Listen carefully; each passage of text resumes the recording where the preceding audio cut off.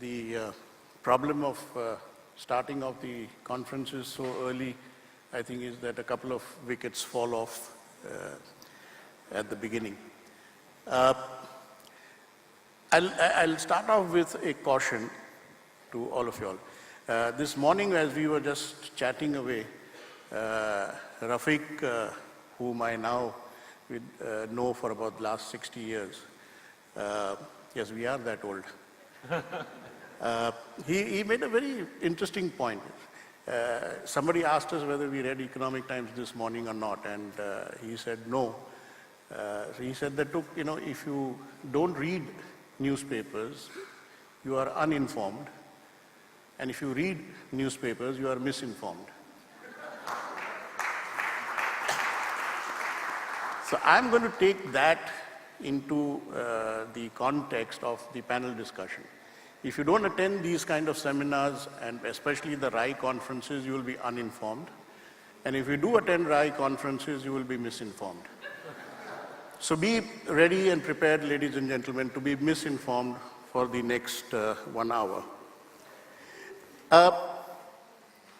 The topic is, how do you build powerful brands through seduction and differentiation?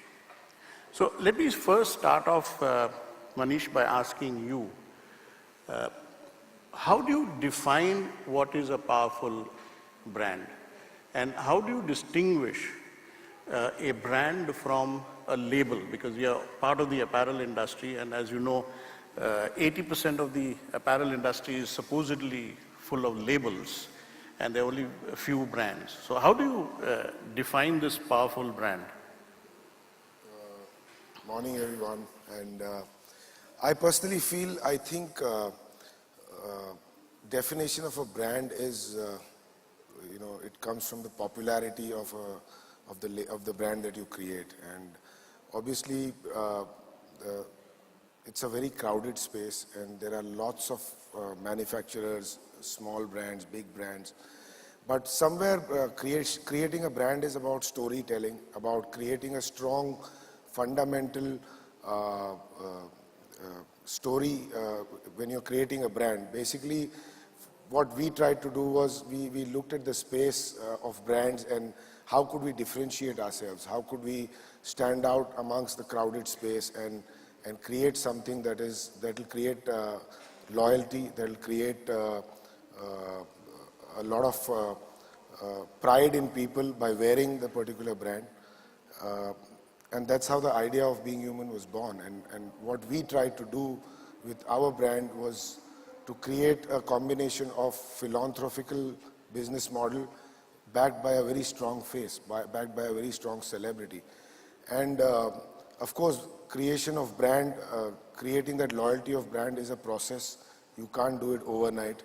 You've got to create a very strong business model, a strong DNA for the brand to survive and be in the minds of people.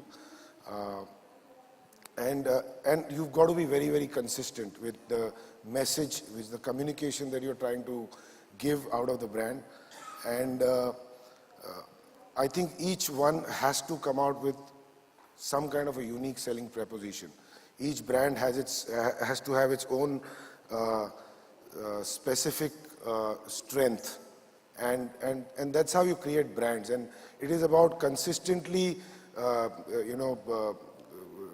creating the same communication, consistently communicating the values, consistently communicating and delivering the kind of expectations that a consumer has. And that's how you create loyalty, that's how you create a brand. And of course, it has to be backed by a very solid and strong marketing plan, whereby you are out there, announcing yourself, making yourself get noticed, and it is consistent hammering in the minds of people that can create a stronger brand. Would you agree that the essential elements of a powerful brand, it must be distinct from the other products available in the same category in the market, that it must have a story to tell, it must have a USP, and a certain set of values. And having that, all that in place, you must be able to communicate that to your audience.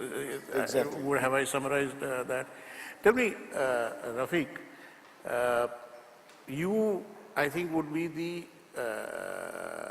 prototype of a kind of a commodity product. Rafiq, by the way, is the owner of Metro Shoes, and I don't think any one of us here have probably gone through our lives without wearing at least one pair of Metro shoes.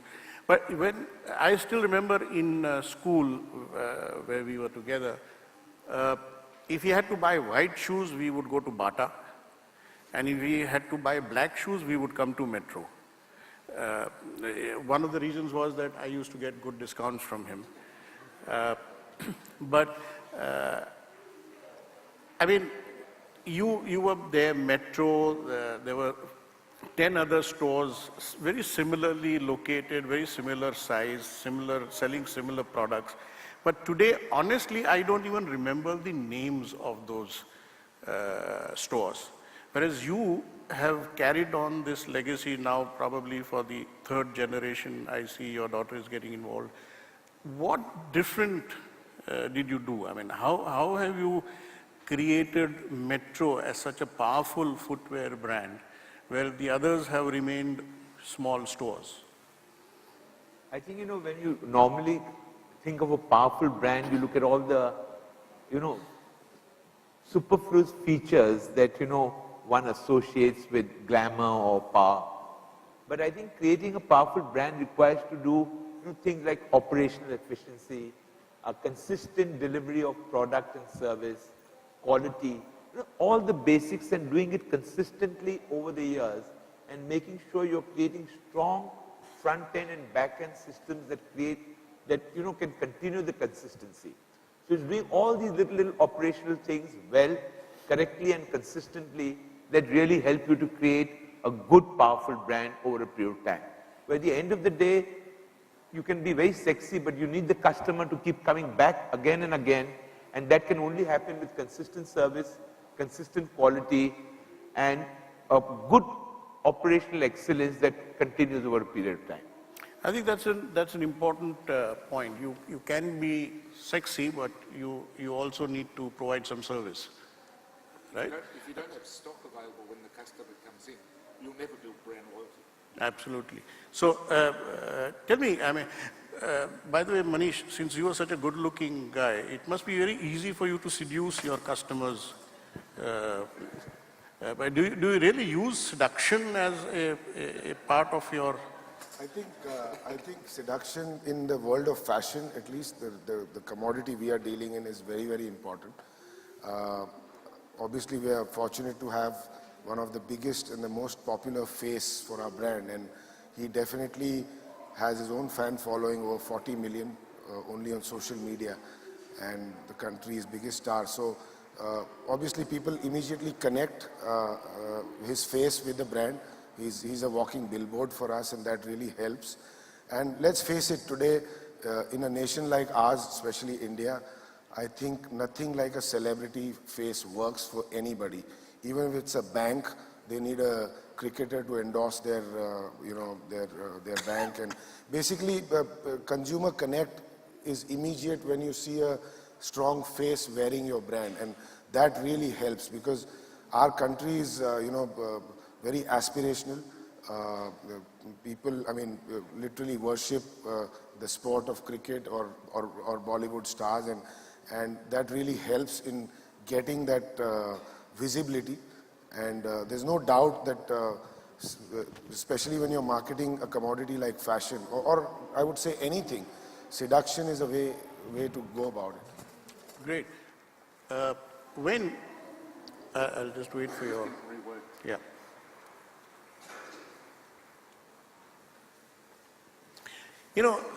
Both Rafiq and Manish have spoken about the powerful brands, what you need to do in order to build them, what they have done in order to build them. But are there any parameters by which you can measure the powerfulness or the strength of a brand, that so-and-so brand is a strong brand, the other one is not so strong brand. Is there any kind of parameters by which you would analyze?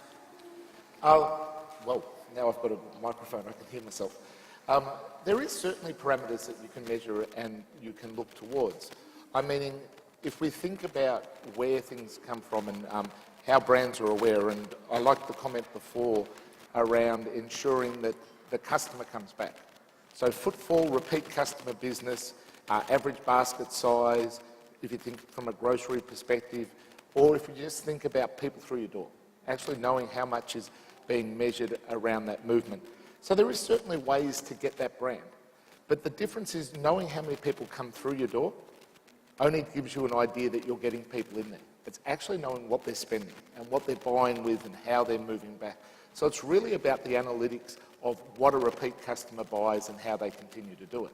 A lot of really good brands build on that, and they'll start to promote and push back and continue to take all that type of promotional and couponing business back. And that's probably the simplest way to aware how good your brand is how many repeat customers you come back and how much their basket size or their average shop increases rather than decreases. You know, there's lots of different technologies that can say, I've had 20 customers in my door today. But what can actually tell you how much you spent and where they spend? I like the idea of when you think about what is a brand, one of the strongest brands in Australia still and almost worldwide is Shane Warne as an individual. Everybody knows what he did and where he did, yet he's been out of cricket for how many years? But that brand awareness continues to drive across and people looked at where it's at. It's in that same manner. If you think about the idea of shoes, you mentioned Metro Shoes, you mentioned Bata.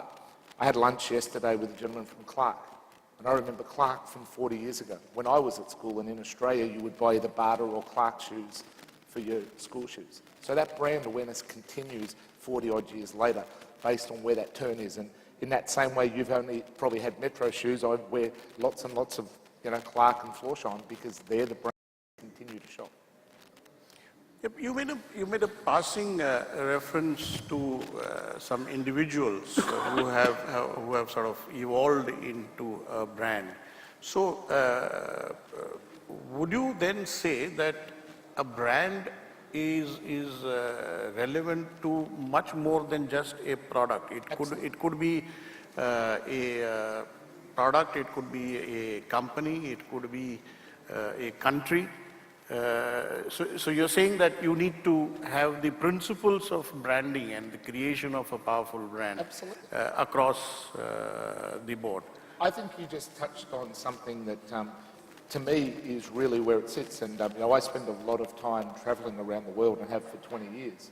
And different things have different brands. And as I said, I touched on Shane Warne as an individual. His brand is whatever he touches and whatever he endorses. And it's his reputation. If I start to think about things, and I've been coming to India now for about 5 years, the Made in India is becoming a brand. If you think about IT, Intel Inside, everybody knows of IBM from when they made PCs. They don't make PCs anymore. They haven't made PCs for many, many years. But if I asked people in the street, what does IBM do? They would think about the home computer. So it's a brand that has continued about where it comes from. And I think branding is all about the experience. Who is the person? Even when Shane Warne, and I'll use him again as the example, was doing bad things. He was cavorting with women and doing different things. His brand was still there. And in some ways it got tarnished, but in other ways it kept the profile in the news. So sometimes some people say, any publicity is good publicity, but it's also about where it sits. He got tarnished, and he had to rebuild from that brand. But this is an interesting point, Rafiq. I'll bring you in here. It seems that some brands have a kind of a characteristic that even if they do certain negative things, which are not typically endorsed by the society, it seems to strengthen their brand. So, would you agree or would you feel that you don't need to be good into inverted commas in order to be a powerful brand? You can probably do things opposite to what is generally the norm for you to become a powerful brand. What's your thoughts on that? See, I think, you talked about product, how important is the product or the uniqueness of the product being important to creating a brand.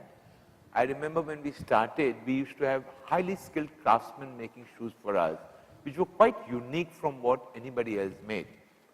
Today, we source our products globally. The product has become a commodity. So really, there's nothing I can offer in my stores that a competitor cannot offer at a similar price or even a better price maybe. So the product has become a commodity. Is the attributes, sometimes a lot of it is to do with the software. It's, I think, the whole operational excellence, the whole process of, I think, customer centricity, the customer experience with your product or at the place of delivery, all that, and how he perceives your product and your brand. And that can't happen by giving either discount coupons or having big ads. It comes out of consistently giving a consistent experience of the brand, the after-sales service, the service. I mean, we all tell all our front-end staff that you're not selling shoes. Shoes is a medium to sell service. So you're just using shoes to sell service. That exactly is what you're selling, and you should never forget that. But at the end of the day, the product has become a commodity. So really, the entire DNA that you create in terms of its operations, back-end, front-end, and consistency is what, at the end of the day, how you're perceived as a brand by the consumer. So you made an interesting point here that discount coupons, etc., are. Natasha, hi. Hi. Okay, let's welcome. Welcome. Natasha. I'm sorry we've had to start the discussions. You made an interesting point about the discounting and how that's not enough. Do I have your permission to quote that to all the e-commerce companies? Absolutely. Okay, fine. So we offline retailers still have some hope without giving that much of discounts.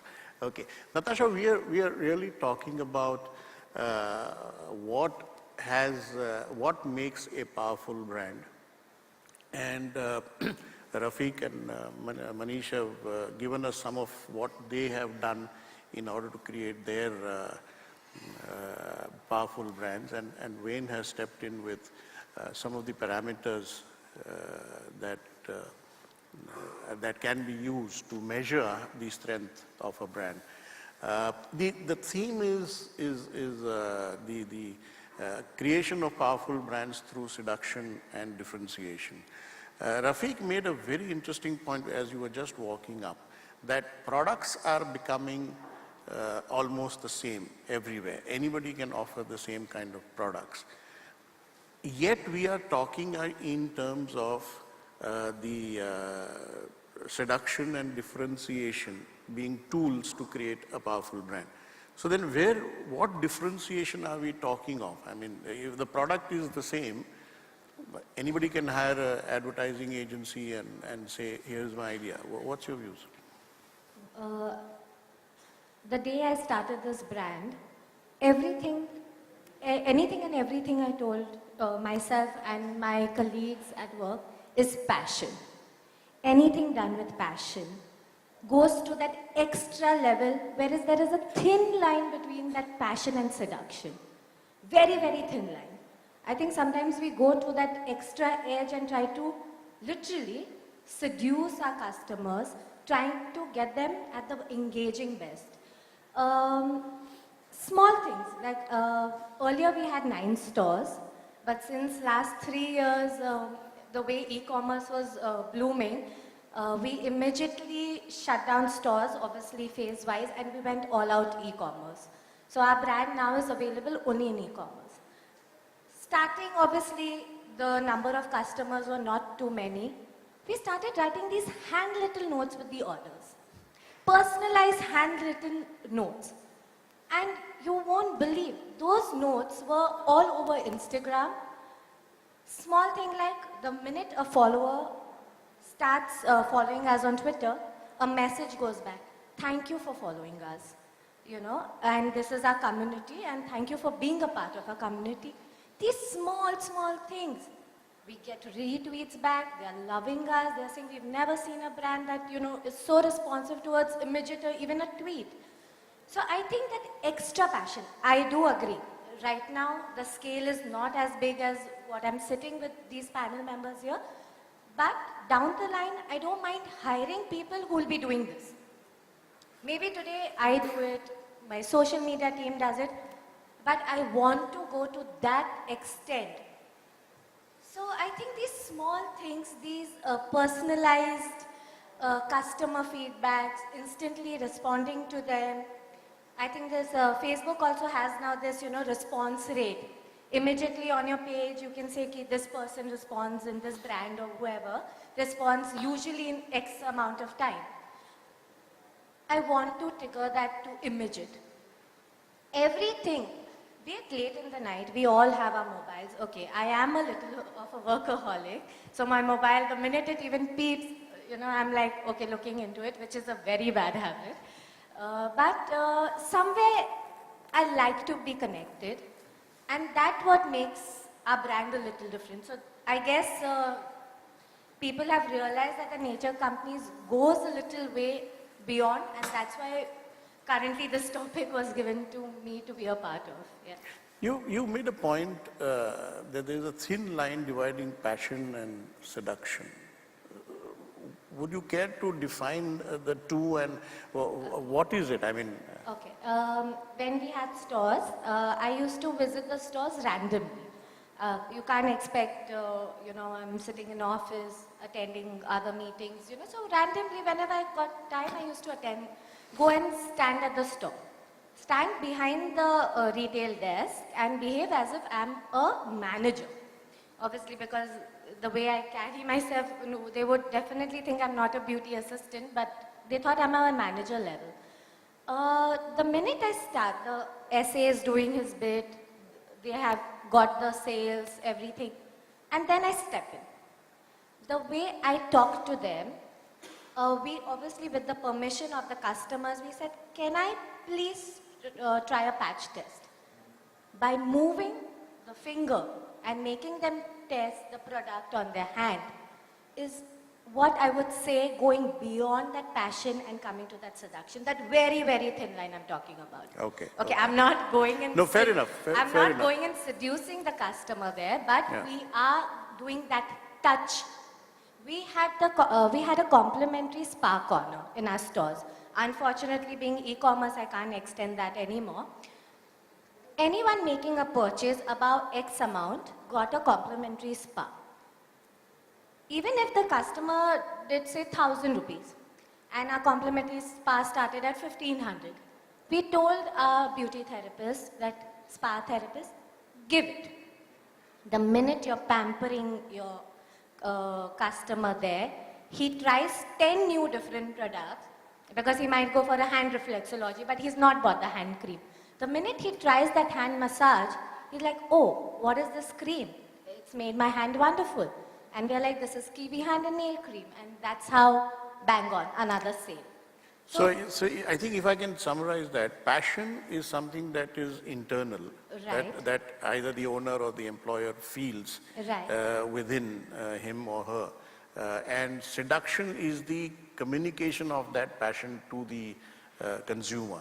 So that's the, but Manish, let me bring you in here. You know, there was a stage earlier where in marketing and in advertising, you assumed that the consumer was a blonde, dumb bimbo, and you know, you could sort of twist her around the way you want by clever advertising. We then came to a kind of an acceptance that that is not what the consumer is. She is a very rational person. She is objective. She knows what she wants, and she's an intelligent woman there. Now we have started again talking about seduction, which at least to some degree you are manipulating her mind. You are not just selling a product, which is what an intelligent consumer would want to know about, but you are selling a story around it. You're manipulating her mind to some extent. So are we now going back in our understanding of the consumer? Are we saying that consumer is not really all that intelligent, but you can manipulate her? Is that what seduction is all about? No, I think there's a very mixed audience today as far as consumers are concerned. There are consumers who are very much aware about what they're indulging into, and it's also following a trend, following a herd.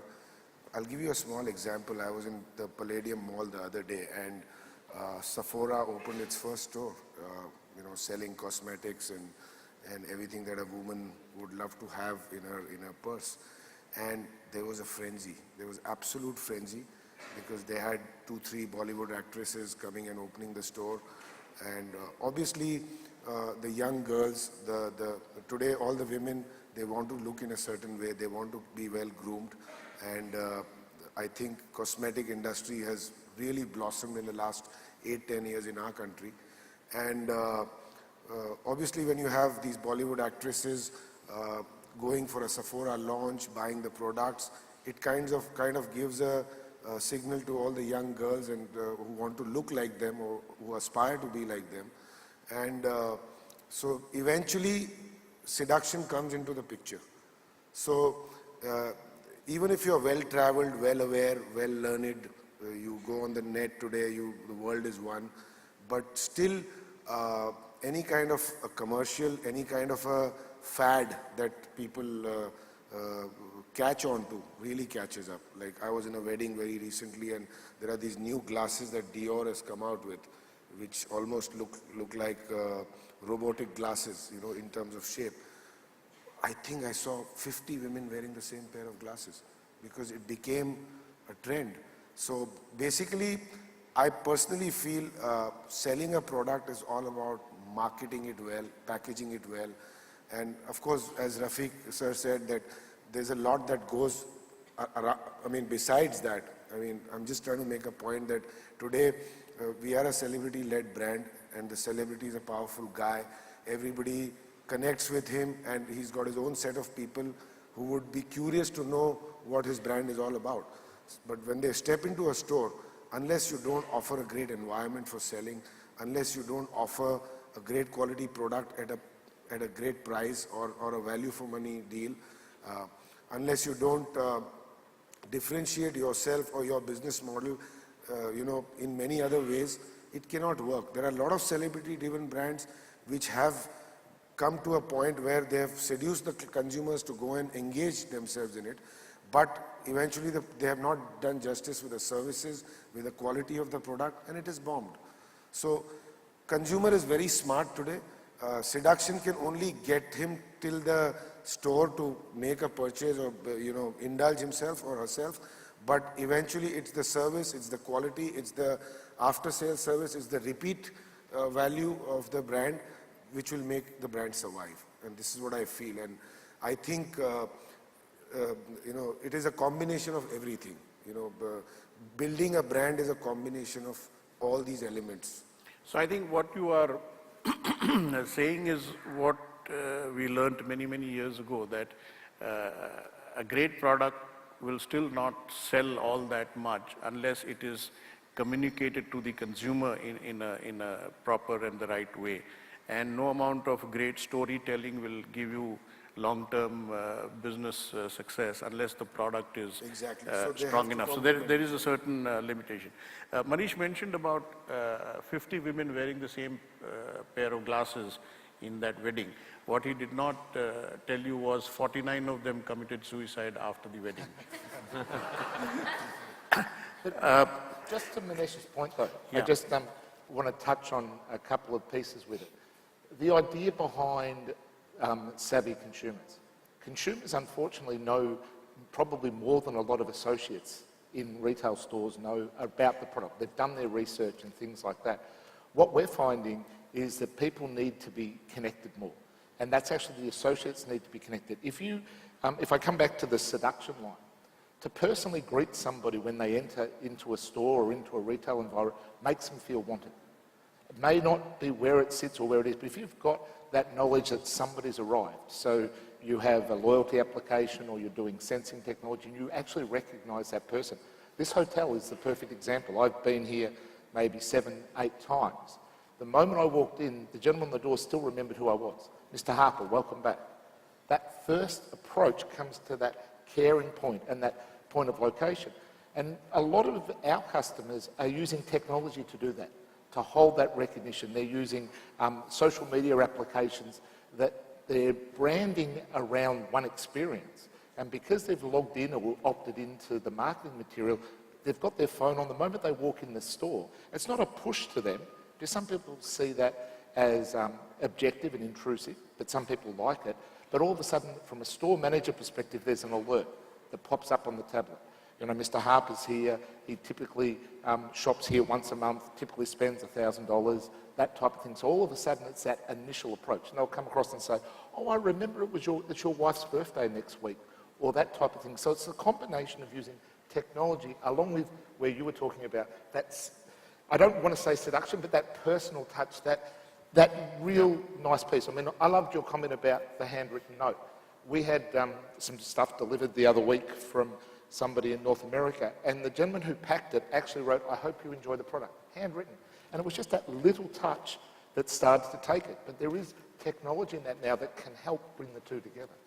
But you know, it's funny, Rahul, when you talk about seduction, it's almost like, you know, when you go out selecting a wife, you do get seduced and infatuated by a lot of beautiful looking things, but at the end you want to only commit to that brand where you feel comfortable, which you trust, which you know you can sustain for a long time, and not something that may be transient or fleeting. So I think it's something that needs to be delivered beyond just being good looking. So are you trying to say that you can enjoy the sight of several pretty Exactly. looking girls, But you go and buy what you ultimately feel. it's the wife that, okay. Yeah, I would Natasha. like to add a point to what Manishji said. He said that seduction happens to the level where you engage the customer. Here we go a step beyond. Engage these aspiring bloggers who want to be models. Now these bloggers, they behave, aspire to be your next model. There are fan following. I'm not lying. There's I'll name a blogger here, Santoshi Shetty. And there are people, if they know she's coming for a brand launch in some mall, there are at least 100 girls coming to meet her. And whatever the way she is dressed, what brand is she wearing, if she's come for that launch, and then you obviously engage these bloggers to review your products. You get good reviews, you get okay reviews, average reviews, and you get sometimes, if they didn't like them, someone doesn't like the note of someone didn't like the fitting of the shoes, it could be anything. But that's where seduction gets converted into reviews, fan following, and bang on. You have a great amount of database coming in. You know, we are all talking about the role of seduction in building a brand. When I would like to ask you, you know, it's great when you are selling a sexy lingerie that you create a kind of an ambiance and you create that seductive scene. Even shoes, you could create some story around it. What about zebra technology? I mean, how on earth can you sell a software technology in a seductive manner? Yeah, well, you give it also to probably the ugliest man sitting up on the panel as well. But I think in some ways that where it was touched on, it's not necessarily what the product is. It's how you engage the customers. If I think about where it sits, and we talk about brand and brand loyalty, I've been with the company 19 years. In my team, I've got a team of 62 people or something. The average year of tenure is 14 years. That is what is the seduction. They know that the people go above and beyond. Your comment about a phone call. I encourage my team to respond to every email, every customer call as quickly as possible, because that's the seduction. People buy from people they like and trust. That's where the brand of Zebra comes from, and that's where I see as a technology player, we have other people that do the technology, but if I can sit there, understand your business, and actually let you feel that I care about what you need and what you need to achieve, that is the level of seduction that I take it in. The power of a handshake, the touch of a hand from a moisturiser, that persona, that impression, is often where it sits.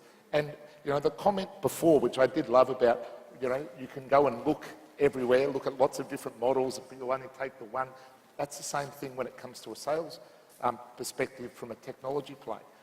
Unfortunately, in our type of industry, salesmen tend to move on quite often, but the technical and the support staff, so that back-end staff that makes sure that the customer gets what they need, that's the point. So if I can make them feel that they're the most important person to me, that's the way I try to use seduction. So it's about that caring, that thought of taking that extra step. Or it's just about sometimes listening and actually just picking up on where it sits. If you stop and listen to somebody and actually care about them, that is another point of seduction, instead of just blowing them off. And I find that that's probably how we try to do it. I mean, for ourselves to be where we are, so I mean, Zebra is the number one player in our market, and we have all the number one customers. That's where it sits as well for us, is we look at the same brands. I'm meaning one of the platinum sponsors here, I believe, is Flipkart for this event, and they're a good customer of ours. But I remember when they first launched here in India, and the very first, really big sale day, they had all the product, but their system crashed, if everybody remembers. But it showed that the market wanted what Flipkart was offering. So they were able to continue that and drive that brand, and now it's a very powerful brand, even though in its first instance, on its first big sale, it wasn't necessarily satisfactory to all of the customers. So obviously, yes. So here I think we are establishing the fact that the product need not be something that lends itself physically to a kind of a seduction, but it is the concept of creating that brand that is very important. But in that case, Natasha, let me ask you, this whole point of product differentiation, I think everybody, we used to, in my days, call it USP, unique selling proposition. Today, you call it the storyline or whatever you want to. Is that being overemphasized? Because what we are talking about is that really, and Rafiq started off by saying that there's very little difference in the products that are available in the market. I'm sure even in your technology, I mean, there are similar technologies available. Absolutely.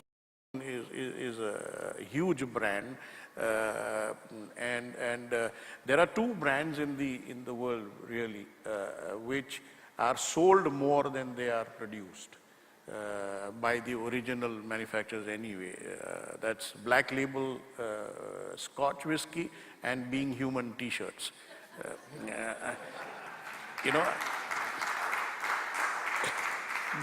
But is this whole concept of product differentiation being unnecessarily overhyped, or is there something that is? No, definitely. When it comes at least to personal grooming, yes. Definitely the way my skin feels, my hair feels, the product is suiting me, definitely product differentiation has an edge. Again, coming back to an example, I'll ask you all a question. You go to a spa where there are bright lights, Dhinchak Bollywood music going on, and very good products, like the best of products, the best brand going on, and the therapist is okay, like a little okay looking and things like that. Similarly, you go to another spa, dim lights, spa lounge music, lemongrass wafting in the air, nice looking spa therapist. She's really giving you the right pressure points and ensuring you are comfortable. Even if that product is a little okay, I'm not saying there's a huge difference between the products, but you wouldn't mind paying that little extra for that experience because you're paying that amount. You're going to a spa to feel relaxed. You're going to a spa to pamper yourself.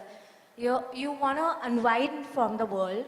You don't want that same Bollywood music and, kitchit, people are talking at the background. You definitely don't want that. So I'm not saying products are not important. Products are definitely important. If today I put a cream and it gives me zits all over my face, I'll never touch that brand again. But similarly, but it's how do I put it? It's a complete mix. You have to ensure your products are at a milestone quality and the services are a little edge over the other. Like this, I love these new optical technology that has come. You actually stand and they tell you, okay, this frame, nah, okay, this is looking good, okay, I like this color. Do you have any other color option? Okay, you try it. That is seduction. I'll get frames everywhere. I have to try the frame. Maybe someone's accompanying me, maybe I'm shopping alone. How do I ensure that I'm looking the best? That technology edge, what we are now talking about connecting retail, this is what I call. Similar thing if it happens in apparels. You actually, as per your body type and you get to know that okay, this will suit you, you're pear-shaped, you're you're XYZ shaped and this would suit you the best. If that happens, that's seduction. So, connected retail with experience. See, t-shirts, everyone's going to give you. But Being Human t-shirt fits me the best. So I will definitely, okay, my husband's muscles shows in the Being Human t-shirt because it's a little short on the sleeve. I love the way he looks in it, So I'm just saying, so that is... Are you just saying it because Manish is No, on the no, panel? no, or no. He is crazy about the He's brand. crazy, So I okay. say, since I'm sharing the panel, I said, my husband will be happy that I'm sharing the panel with Mr. Manish ji. So Okay. I just said. Rafiq, you wanted to say something. I want to just tell you that when we talk about differentiation, I'll just give you a personal experience. Metro was a brand that it had already had 35 years of existence and was growing very well. And we decided to start another brand, Mochi, competing with Metro and just a little bit more youth focused and all that. Within a year, Mochi sales of the store were almost matching Metro store. It was very disturbing. I said we built a brand over 35 years and this new upstart, which is our own creation, is almost at par with Metro. So that means, are we vulnerable to any new brand that comes in? But I think what we carried forward there was the same operational, doing the same small things right, well and consistently that helped the brand to grow. But there what I'm saying is we create differentiation through the customer centricity of our product. That is a more colorful, fashion-oriented youth brand which has a certain characteristic.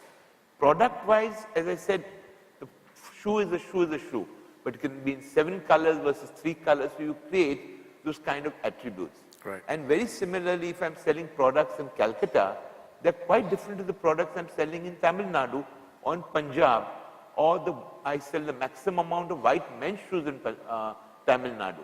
Now, I'm creating differentiation by being regionally sensitive to my customers.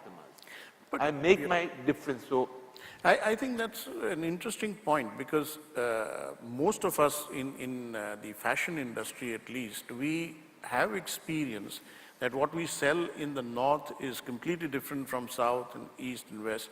So the product continues to change. The product is flexible. Your story still remains the same. In fashion we say it takes birth in the west, it matures in the north, it ages in the east and it dies in the south. That's the kind of fashion philosophy that we have. except it happens in 3 days now. Except it happens in 3 days, yes. Absolutely right. But tell me, Manish, one of the processes of this differentiation and seduction, and obviously a very crucial element in the creation of a brand is advertising. But many people believe that advertising is branding and branding is advertising. Do you agree to that, or do you feel that advertising is just a small portion of the overall creation of a brand? How relevant is advertising in the creation of a brand? I think, especially when you're dealing with consumer goods or fashion, I think advertising does play a very, very key role in today's times. Reason being is the choices and offers that a consumer has in every category is very, very wide. So you've got to be on the face because the memory is very short when it comes to the loyalty factor today within the people is also very, very short-lived. So you've got to keep on hammering. For example, you know, Pepsi or Coke, when they came to India, everybody in the world knew what Pepsi and Coke is all about. But they had to advertise more than their turnovers in the first 2-3 years just to be in the minds of people and create that perception in the minds of people. So, I mean, as we've discussed during this discussion, that it's not only about advertising, it's a lot that goes around with advertising, the service, the quality, the, you know, the loyalty factor that you create in a consumer and the additional, you know, touch points that you create. Like in our case, for example, in spite of having the biggest face in the nation to endorse the brand, we still have a very strong element of philanthropy attached to our business. So somewhere, you know, there are a lot of people who are not Bollywood crazy. There are a lot of people who it doesn't give them any excitement to buy a product that has been endorsed by a Bollywood actor. But if they see that, okay, it's changing some lives, and if I purchase this somewhere, it's going to put a smile on a kid's face through education, or somewhere it's going to change the life of a person by getting operated. So that gives him that satisfaction. So unless and until you don't communicate about your brand, about what you do, about today social media is a very big platform. I think it's the biggest platform where you can reach out on a global scale, you know, to people by communicating your philosophy, your ideology, your DNA of the brand, and why not utilize those tools? Because unless and until you don't educate people or communicate to people what you're all about, how do you make your space, or how do you become a powerful brand? So let's not, you know, be very simple about the fact that, you know, you don't need advertising. You need to advertise yourself. You need to keep on, you know, hammering yourself in the minds of people. And that's, again, a very, very powerful tool towards brand building. And you cannot take that lightly. So Perfect, yeah. I was just going to add to where that comes from. And, you know, the real difference, and I think for the audience that's here and where it's coming from, is that it needs to be one store, one experience. And what I mean by that is it doesn't matter if you're online, you're offline, you're bricks and mortar, or you're a mix of both. It should always be the same messaging, the same idea. So the philanthropy, that skill set needs to be communicated everywhere. The comment about east, south, west and north, that's worldwide. Different regions do different things. But that experience so needs to be the same in how you interact with your customer, how you interact with ensuring stock availability is there and that type of thing. We shouldn't forget about that experiential piece, that one experience on how it ties together. And I really would suggest to the audience that that's probably the key in building a brand. But moving from there, you are sitting in the middle of two very powerful brands in India, and another smaller in scale but equally powerful in her own niche.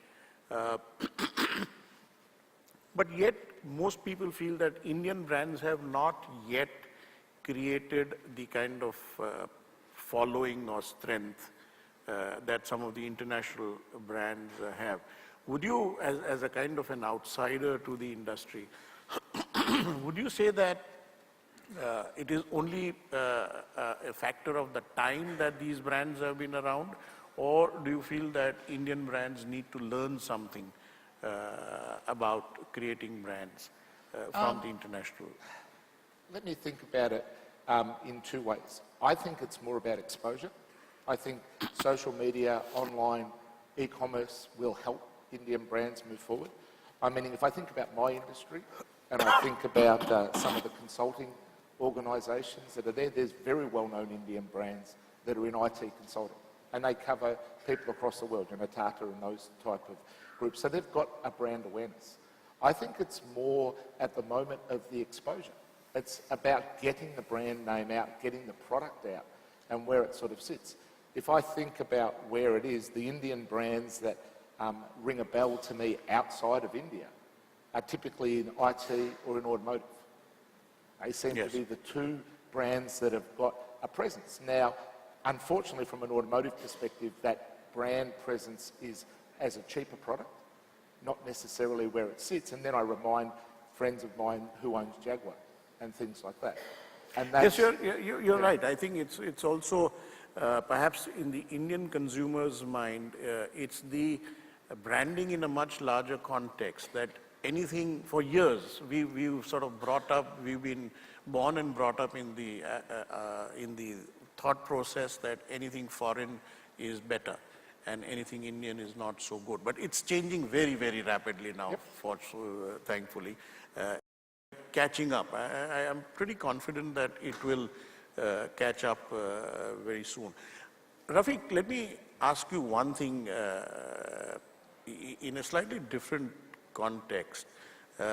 I've now been married for 45 years, and I know that the tricks that I employed to get my woman fall in love with me, very different from the tricks that I today employ to keep her happy. Are you also sort of changing your tricks, keeping the consumers happy, or are you still wooing them in the same manner that you did when you started off? See, I think I've also been married for 45 years, so I'm in a very We similar were boat. both together from third standard, so we know but each you other. know, I think it's an interesting parallel that you've given, because there are certain things that have to continue to be consistent. Like you have to treat her well, you have to respect her. You know, these are some things that must be consistent. But definitely there are other ways in which we will have to change drastically. The amount we've had to employ technology to be able to make our supply systems, I mean, we have over 300 stores. So everything that we were doing originally and how we are doing things today are totally different. But the basic values on which the brand was created, we ensure that in our growth and it does not get diluted.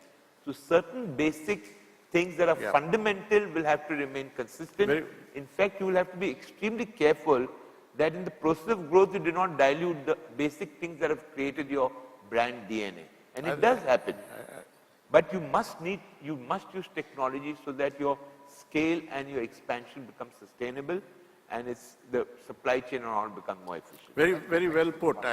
Earlier, I used to offer my wallet to the wife to keep her happy. Today, I'm using technology, offering credit cards to her. So, yes, technology is very important.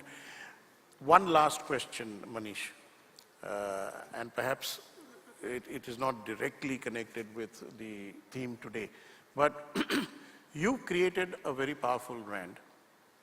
And you have used the resources, brilliantly of course, but you have used the resources of a very powerful brand ambassador to create that brand.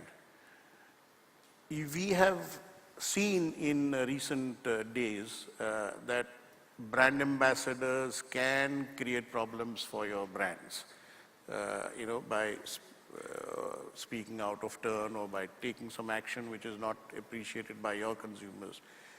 Do you see that danger for your brand? God forbid, and I pray nothing happens, but if something goes wrong with your brand ambassador and his customers, who probably are also your customers, would you be able to differentiate your brand from the brand ambassador? Because today I think the connect is extremely close. How are you at least mentally geared and prepared for that?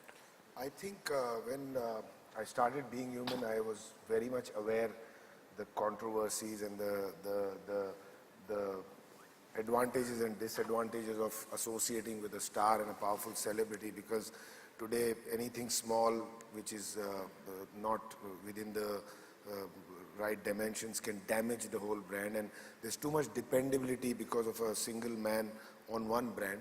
And I was aware of this fact from the day one, and I come from a family of textiles and apparel over 3 decades, and we knew for a fact that eventually, we have to do a great job. We have a powerful tool to market the brand, to bring the consumer and to get recognized. But eventually, we'll have to do justice with the kind of business we create, with the kind of business model we create. And keeping that in mind, everything was thought of. We knew that we had to create a world-class product. We knew that the brand has to be beyond the celebrity. Of course, I cannot deny the fact that when people think about being human, they think about Salman Khan, and there's a direct connect. But you can seduce a customer by bringing in that face in the first go. But you cannot be sustaining yourself and cannot be growing with the way you're growing and cannot spread your wings internationally unless you've not done justice with the product that you've created, with the eye of fashion which is being put very keenly on it, with the kind of quality that you've created, and obviously the story and the DNA around the brand. So for us, even Salman told me personally that, Manish, for me this brand is beyond my name. It is, I may age, I may retire, but this brand has to be alive forever. And the brand is got a big purpose, bigger than me. And Being Human is a brand with a purpose. I think the name itself is a big statement, and it is globally appreciated because they don't need to know Salman Khan in France, the consumer who's buying a Being Human product, because the name itself is a big statement. And we knew that we had to capitalize on various aspects of the business to make it successful. Today it is a huge success purely because we've done justice with all elements that is required to be successful. There are lots of big celebrity brands you can study which have come and gone and disappeared. But this is getting stronger and is survived purely because of the kind of lives we've touched and the kind of popularity we've gained by doing the deeds that we've promised to deliver. Great. I think millions of lives have changed because of this brand, and that comes from the moment you enter the store. Even the design of the store, even the way we take care of the visual merchandising, the communication that we do, even the ad campaigns are highlighting the heroes of the society along with Salman. It's not just him standing there. So we are actually, it's a movement. In my eyes, Being Human is a big movement to change the world, to become a better place in our own way. We are a small contributor to it. But there is a lot more purpose in the brand with socio-ecological aspects that we've woven around the story. I think that itself deserves an applause. So if I can just summarize what the experts have spoken, that yes, there is something called a powerful brand and a label, and in order to create that, you need that product, but at the same time, you need something much more than that. You need to be able to have a story, you need to be able to connect with your consumer, and you need to differentiate your offering from the others. And seduction is a part and parcel or process of that entire activity that we do. If in the entire process your brand can also create some kind of a human connect, then of course it is Sone Pe Suhaga as they call it. And I think I have about 2 or 3 minutes left in case anybody wants to ask a question. Is that permitted, Rai people? Yes. Yeah. So anybody would like to ask any questions? Yes. Just raise your hand. Wait till we pass you a mic, please.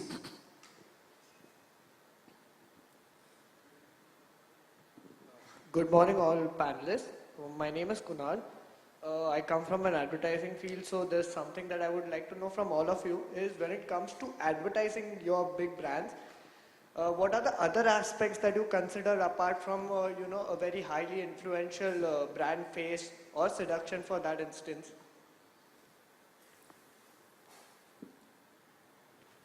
Natasha? I think today's social media is playing a vast role.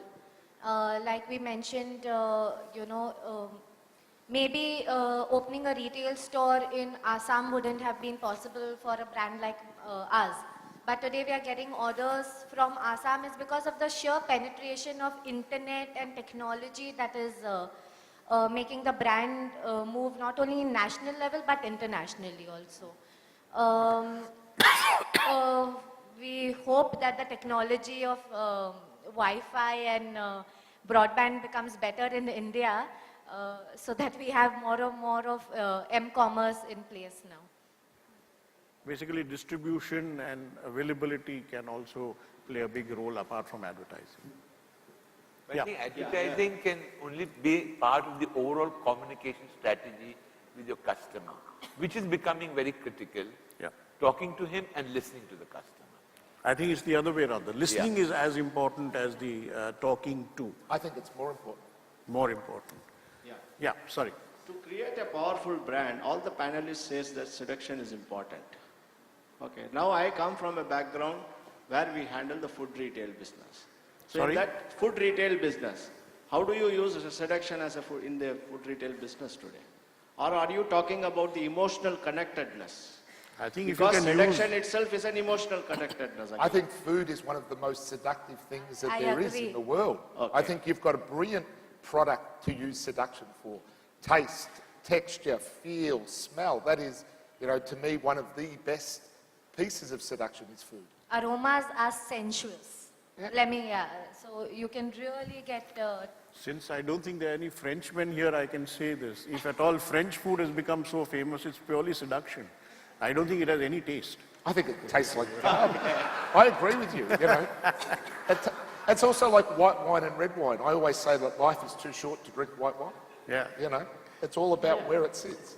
Yes. Yeah, hi, I'm Shravani, and the question goes out to the panel there.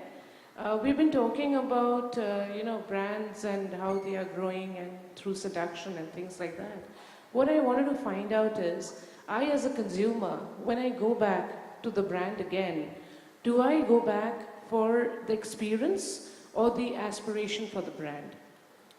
Well, that's a very good question, and I'm going to jump in straight away because to me and to the retailers that I deal with, and I deal across food and everywhere, most of them would say it's the experience, not the aspiration. Repeat shoppers are where it sits and where it comes back to, and if you get a bad experience, you won't go back. That's fundamental. Across, it doesn't matter which industry, which product, which brand, online, bricks and mortar.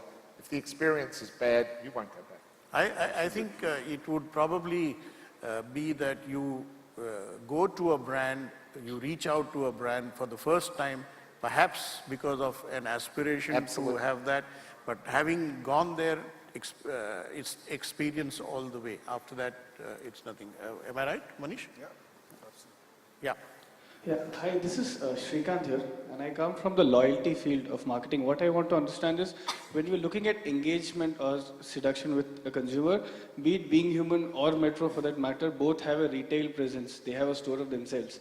Now, say for example, like a Parle-G biscuit, which doesn't have a retail presence in itself. How easy or difficult is it for a brand like that to engage with the consumer, and how do you go about it? No, I think loyalty is a very, very important, we have over 2.5 million loyalty club members, and communication to them is very important. Of course, having physical stores is a very big advantage, but I still feel that sometimes you might become a little because you have physical stores, because of the fact that you have physical stores, you might forget the need to communicate to the customer and listen to the customer. So I think either way, whether you have physical stores or whether you have online presence, communication, both a two-way communication with the customer is becoming very, very critical. And you've got now many, many ways to communicate with the customer. And even if you're listening, you have to make sure the customer knows you're listening to them by responding quickly. I think to that point, loyalty depends on what you get back from loyalty.